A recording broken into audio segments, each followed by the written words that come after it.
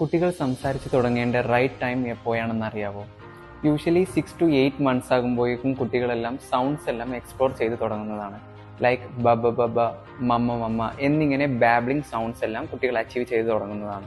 1 year ആകുമ്പോഴേക്കും കുട്ടികൾ കുറച്ചുകൂടെ മീനിങ് ഫുൾ ആയിട്ടുള്ള വാക്കുകളെല്ലാം സംസാരിച്ച് തുടങ്ങുന്നതാണ്. ഫോർ എക്സാമ്പിൾ, അമ്മയെ അമ്മ എന്നും അച്ഛനെ അച്ഛ എന്നും എല്ലാം വിളിച്ച് തുടങ്ങുന്നതാണ്. പിന്നീട് അവർ നിരന്തരം കണ്ടുവരുന്ന ചെറിയ ചെറിയ ബേസിക് വാക്കുകളെല്ലാം കുട്ടികൾ ഡെയിലി യൂസ് ചെയ്യാനും തുടങ്ങുന്നതാണ്.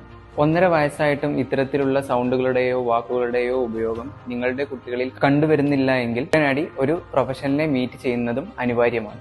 പൊതുവെ കണ്ടുവരുന്ന ഒരു പാരൻസിന്റെ ഒരു ധാരണയാണ്, കുട്ടികൾ സംസാരിച്ചില്ല എങ്കിൽ അവർ സ്കൂളിൽ പോകുമ്പോൾ സംസാരിച്ചോളും, അല്ലെങ്കിൽ മറ്റുള്ള കുട്ടികളുമായി ഇന്ററാക്ട് ചെയ്യുമ്പോൾ സംസാരിച്ചോളും, അതുമല്ലെങ്കിൽ മറ്റുള്ള കുട്ടികളുമായി കമ്പയർ ചെയ്ത് അവർ സംസാരിച്ചത് 3 വയസ്സിലും 4 വയസ്സിലുമാണ്, എന്നാൽ എൻ്റെ കുട്ടിയും ആ സമയമാകുമ്പോൾ സംസാരിച്ചു തുടങ്ങിയേക്കാം എന്നുള്ള ഒരു ധാരണ.